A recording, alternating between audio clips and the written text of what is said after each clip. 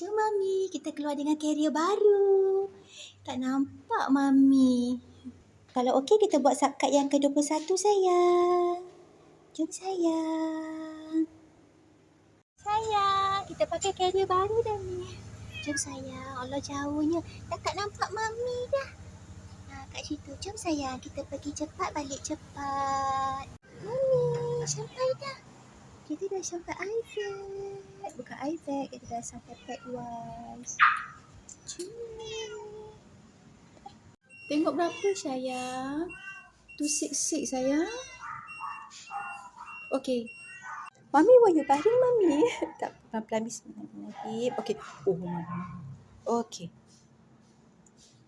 Mami. 14 tak? 11. 11 cendol lagi. I think you should carry this. Apa? Dia boleh lipat lah yang ni. Carry part flat. Nice lah. Dia orang beli. Baru beli this bag. And then, She lost weight. no, actually best. Oh, dengar doktor cakap.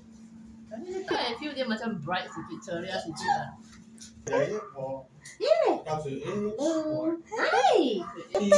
Prince. Dia tahu tu. Dia tahu.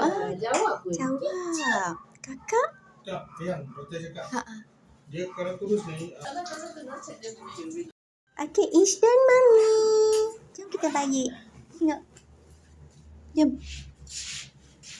Dah settle dah Mami. Tunggu atuk sekejap ya. Sekejap ya. Macam biasalah. Lepas habis saya buat subcard ni, kami singgah di sini. Itu dia. Pergi beli ABC, waffle, goreng-gorengan, pisang semua. Mami sabar je dia. Kita tinggalkan dia saat tengok tengah mandi.